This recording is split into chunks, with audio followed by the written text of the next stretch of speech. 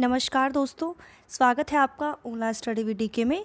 दोस्तों, आज की इस वीडियो में हम हिंदी भाषा शिक्षण से भाषा शिक्षण के जो सिद्धांत हैं वो हम डिस्कस करेंगे और इनसे रिलेटेड जो सीटेट के एग्ज़ाम में क्वेश्चन बनते हैं वो देखेंगे। सो डियर, वीडियोस को लाइक कीजिए, शेयर कीजिए एंड सब्सक्राइब कीजिए मेरे यूट्यूब चैनल को। So now friends, let's start.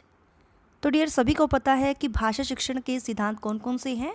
और जैसे ये आपका अनुबंध का सिद्धांत हो गया, अनुकरण का सिद्धांत, चोम्स्की का जो भाषा अर्जित करने का जो सिद्धांत है, अभिप्रेरणा एवं रुचि का सिद्धांत कहलाता है, क्रियाशीलता का सिद्धांत कहलाता है।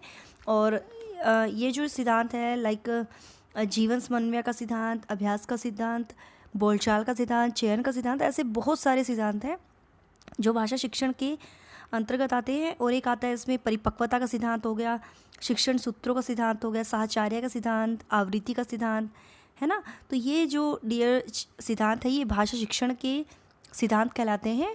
तो ये थे सिद्धांत, इसको नोट डाउन आप कर लेना। तो डियर, अब हम करते हैं इनसे रिलेटेड जो क्वेश्चन है। सबसे पहला जो क्वेश्चन है, किस विधा के शिक्षण के समय आप मौन पठन को महत्व देंगे, साइलेंट रीडिंग को, संवाद, कहानी, कविता या निबंध। तो डियर बताना है जिससे आप उसका अर्थ ग्रहण कर सको, डीपली उसको समझ सको। तो आप निबंध को महत्व देंगे साइलेंट रीडिंग में।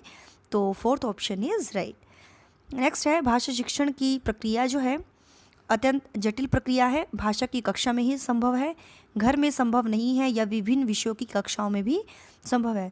तो आंसर इसका सही होगा। सीटेट 2012 में पूछा गया क्वेश्चन था डियर ये। तो भाषा शिक्षण की जो प्रक्रिया है वो विभिन्न विषयों की कक्षाओं में भी संभव है। So fourth option is right. कविता शिक्षण में आप सर्वाधिक महत्व किसे देंगे, कविता में अलंकारों की पहचान, कविता का भाव विश्लेषण, कविता के तत्वों के आधार पर उसकी समीक्षा या कविता का भावपूर्ण पठन और रसानुभूति। तो कविता शिक्षण में आप सर्वाधिक महत्व किसे देंगे, तो कविता का जो भावपूर्ण पठन है, ठीक है, और रसानुभूति, तो इसको हम सबसे ज़्यादा महत्व देंगे। सो फोर्थ ऑप्शन इज राइट। विद्यालय आने से पूर्व बच्चे भाषा के व्याकरण की सचेत समझ रखते हैं, भाषा की बिल्कुल भी ज्ञान नहीं रखते हैं, अपनी भाषा में समझने समझाने की कुशलता से लैस होते हैं या सभी भाषाओं में पूर्ण मीन्स दक्षता रखते हैं। तो विद्यालय आने से पूर्व जो बच्चे होते हैं अपनी भाषा में समझने समझाने की कुशलता से वो लैस होते हैं। So third option is right. सस्वर पाठन का मुख्य उद्देश्य है, सस्वर पठन होता है डियर आप लाउड रीडिंग जब आप करते हो तो क्यों करवाते हैं बच्चों से, बच्चों की पढ़ने संबंधी झिझक को समाप्त करना, बोल बोल कर पढ़ना या द्रुत गति से पढ़ना या मौन पठन करना। तो बच्चों के लिए एक उद्देश्य होता है टीचर्स का कि बच्चों की जो हेजिटेशन प्रॉब्लम होती है पढ़ने संबंधी उनको समाप्त किया जाए। तो बच्चों की पढ़ने संबंधी जो झिझक है उसको समाप्त करना सस्वर पठन का ये उद्देश्य माना जाता है। अगला है, शिक्षक की स्वयं की भाषा प्रयोग की कुशलता। ऑप्शन है, बच्चों के भाषा प्रयोग पर कोई प्रभाव नहीं डालती है, बच्चों को अलंकारिक भाषा प्रयोग के लिए प्रेरित करती है, बच्चों को भाषा का अनुकरण के लिए बाध्य करती है या बच्चों के भाषा प्रयोग के लिए आदर्श रूप प्रस्तुत करती है। तो शिक्षक की स्वयं की जो भाषा प्रयोग है उसकी जो कुशलता होती है वो भाषा प्रयोग के लिए एक आदर्श रूप प्रस्तुत करती है, क्योंकि बच्चे अनुकरण से सीखते हैं। जैसे शिक्षक भाषा प्रयोग मीन्स वो यूज़ करेगा तो बच्चे भी ही वैसा यूज़ करेंगे। तो बच्चों के भाषा प्रयोग के लिए वो एक आदर्श रूप प्रस्तुत करती है। तो fourth option is right. Next है, भाषा सीखने सिखाने की प्रक्रिया में अर्थ गढ़ने का आधार मुख्यतः है शिक्षक द्वारा अर्थ बताना, शब्दकोश देखना। शब्दकोश होता है डियर डिक्शनरी, ठीक है, पाठ्य पुस्तक या समाज सांस्कृतिक परिवेश। तो अर्थ गढ़ने का जो आधार मुख्यतः है तो वो है समाज सांस्कृतिक परिवेश। So fourth option is right. Manju 8वीं कक्षा को हिंदी पढ़ाती है, देख लीजिए कौन सी क्लास को पढ़ाती है हिंदी 8वीं को। इस स्तर पर उसे किसके लिए प्रयास करना चाहिए, सीटेट 2012 में पूछा गया क्वेश्चन था। अलंकार समझाना, छंद समझाना, स्वर पठन या साहित्यिक विधाओं का परिचय। तो सही आंसर जो होगा फोर्थ ऑप्शन होगा, साहित्यिक विधाओं का परिचय, लिटरेचर जिसको बोलते हैं। अर्थ की गहनता को समझने में कौन सी पद्धति सर्वाधिक रूप से सहायक है, डियर इंपॉर्टेंट क्वेश्चन है, ये पूछा जाता है। अर्थ की अगर गहनता उसको डीपली अगर आप उसको समझना चाहते हो तो कौन सा पठन उसके लिए बेस्ट रहेगा, तो वो मौन पठन रहेगा, मीन्स साइलेंट रीडिंग। जब आप मन ही मन में पढ़ते हो इससे आपकी ऊर्जा भी कम लगती है और आप उसको डीपली समझ जाते हो उस अर्थ को, ठीक है। तो fourth option is right. Next है, निम्नलिखित में से कौन सा भाषा शिक्षण का उद्देश्य है, तो बताना है भाषा सीखते समय त्रुटियां बिल्कुल न करना, भाषा की बारीकी और सौंदर्यबोध को सही रूप में समझने की क्षमता को हतोत्साहित करना, भाषा के व्याकरण सीखने पर बल देना और निजी अनुभवों के आधार पर भाषा का सृजनशील प्रयोग करना। तो डियर, जब हम भाषा सीखते हैं तो त्रुटियां होना उसमें स्वाभाविक होता है, ठीक है। लेकिन इसमें जो पूछा है कि भाषा शिक्षण का उद्देश्य है, तो इसमें त्रुटियां बिल्कुल न करना, ये तो गलत है। और हतोत्साहित करते हैं उसमें बारीकी और सौंदर्यबोध को समझने में, तो ये भी गलत है। और भाषा के व्याकरण सीखने पर बल देना, ये भी गलत है। लेकिन जो सही पूछा है कि निजी अनुभव के आधार पर भाषा का सृजनशील प्रयोग करना, तो ये फोर्थ ऑप्शन सही होगा। अगला है प्रश्न पूछना, प्रतिक्रिया व्यक्त करना, परिचर्चा में भाग लेना, वर्णन करना। सीटेट 2012 में पूछा गया क्वेश्चन है। भाषा आंकलन के तरीके मात्र हैं। भाषा सीखने सिखाने तथा आंकलन के तरीके हैं, केवल शिक्षण पद्धति है या केवल साहित्यक पद्धति है। तो प्रश्न पूछना, प्रतिक्रिया व्यक्त करना, परिचर्चा में भाग लेना, तो ये भाषा सीखने सिखाने तथा आंकलन के ये तरीके होते हैं। सो सेकंड ऑप्शन इज राइट। भाषा सीखने सिखाने का उद्देश्य है अपनी बात की पुष्टि के लिए तर्क देना, विभिन्न स्थितियों में भाषा का प्रभावी प्रयोग करना, अपनी बात कहना सीखना या दूसरों की बात समझना सीखना। तो भाषा सीखने सिखाने का जो उद्देश्य होता है कि आप विभिन्न सिचुएशन में, विभिन्न स्थितियों में भाषा का प्रभावी प्रयोग करना जानते हो, तो ये एक उद्देश्य माना जाता है। So second option is right. कविता शिक्षण में कौन सा तत्व उसे गद्य से अलग करता है? भाषा शोषण की महत्ता, शब्द भंडार में वृद्धि, भाषा प्रयोग की चटाई या गेयता। तो आंसर इसका आपको करना है, क्विज का क्वेश्चन है ये, ठीक है। तो इसका आंसर आप करोगे 13 का, ओके। नेक्स्ट है, कहानी कथन के उद्देश्य में कौन सा पक्ष शामिल नहीं है? शब्द भंडार का विकास, कल्पनाशील का विकास या सृजनात्मकता का विकास या भाषा के लिखित रूप से परिचय। तो इसका जो उद्देश्य शामिल होता है, कौन सा पक्ष शामिल होता है? तो शब्द भंडार में वृद्धि, कल्पनाशीलता का विकास, इमेजिनेशन मीन्स क्रिएटिविटी, सृजनात्मकता का विकास उसमें करना होता है। लेकिन भाषा के लिखित रूप से परिचय कराना, तो ये पक्ष उसमें शामिल नहीं है। So fourth option is right. भाषा शिक्षण की अनुवाद विधि कैसी है? मातृभाषा को मध्यस्थ नहीं बनाती, मातृभाषा की उपेक्षा करती है, मातृभाषा को मध्यस्थ बनाती है या लक्ष्य भाषा को ही श्रेष्ठ सिद्ध करती है। तो भाषा शिक्षण की जो अनुवाद विधि है वो मातृभाषा को मध्यस्थ बनाती है। सो third option is right. Next है, भाषा शिक्षण की विधियाँ मुख्यतः किस पर निर्भर करती हैं? तो भाषा शिक्षण की जो विधियाँ होती हैं वो किस पर निर्भर करती हैं? तो बताना है परीक्षा पद्धति, बच्चों का स्तर, आयु और प्रकरण। और अगला जो है समयावधि या लक्ष्य भाषा। तो इसका सही आंसर जो होगा, बच्चों का स्तर, आयु और प्रकरण के आधार पर भाषा शिक्षण की विधियाँ निर्भर करती हैं। सो सेकंड ऑप्शन इज राइट।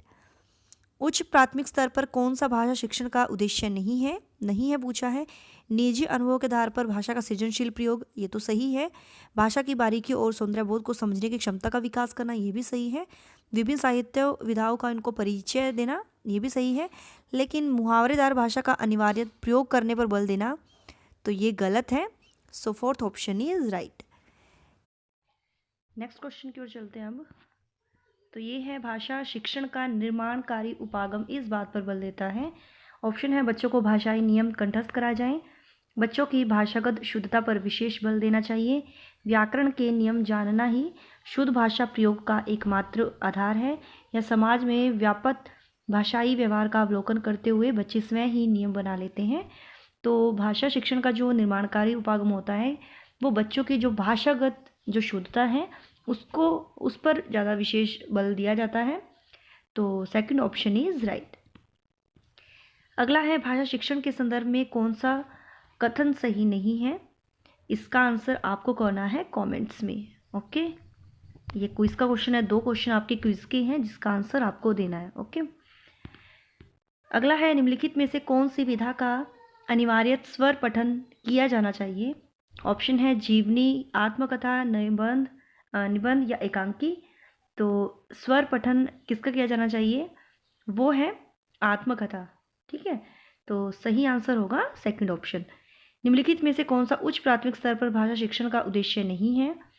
सही रूप में समझना, व्याकरण के नियमों को रटना, निजी अनुभव के आधार पर भाषा का सृजनशील प्रयोग, या दूसरों के अनुभवों से जुड़ पाना और संदर्भों में चीज़ों को समझना। तो इसका सही आंसर होगा कि उच्च प्राथमिक स्तर पर जो भाषा शिक्षण का उद्देश्य नहीं होता है कि जो दूसरों के जो एक्सपीरियंस है उनसे जुड़ना और संदर्भों में, रेफरेंस में चीज़ों को समझना। तो ये ऑप्शन गलत है।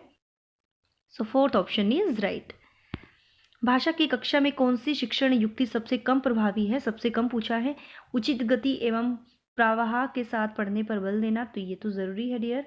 और शुद्ध उच्चारण पर अत्यधिक बल देना, ये भी सही है। बच्चों की रुचि के अनुसार परिचित वस्तु या जो विषय है उसके प्रसंग पर चर्चा करना, ये भी सही है। लेकिन सबसे कम जो पूछा है, दूसरों की हस्तलिखी जो सामग्री है, ठीक है, जो दूसरों ने लिखी है, जिसको दूसरों के द्वारा लिखी गई है, या कुछ भी है आपकी पत्र, ऐसे जो भी है वो पढ़वाना, तो ये सबसे कम प्रभावी माना जाता है।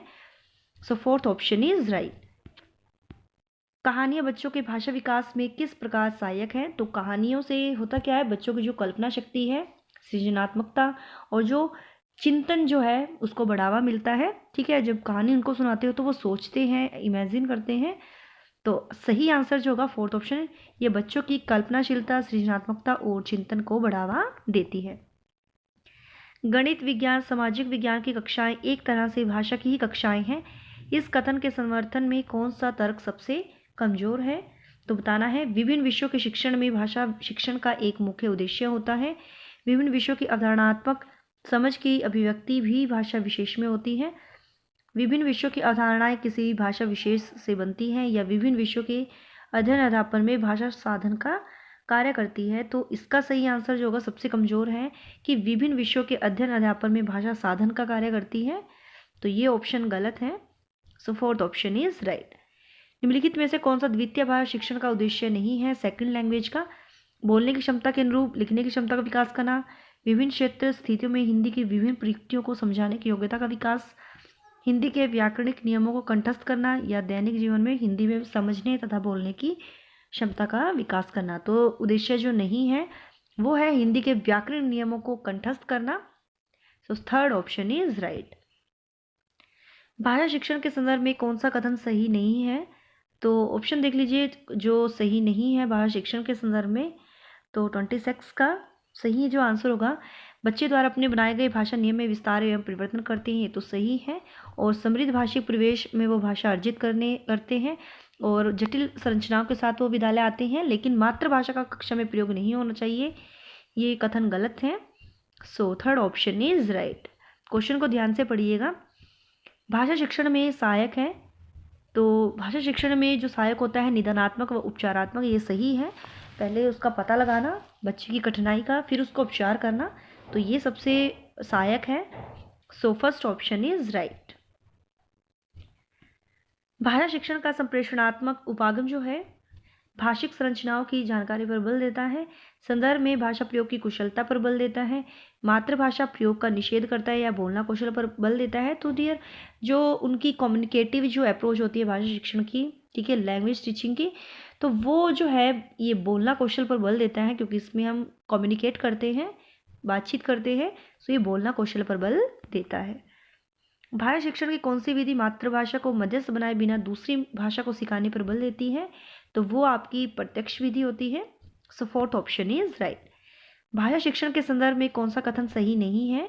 नहीं है पूछा है, भाषा अर्जन और भाषा अधिगम में अंतर होता है, ये तो सही है।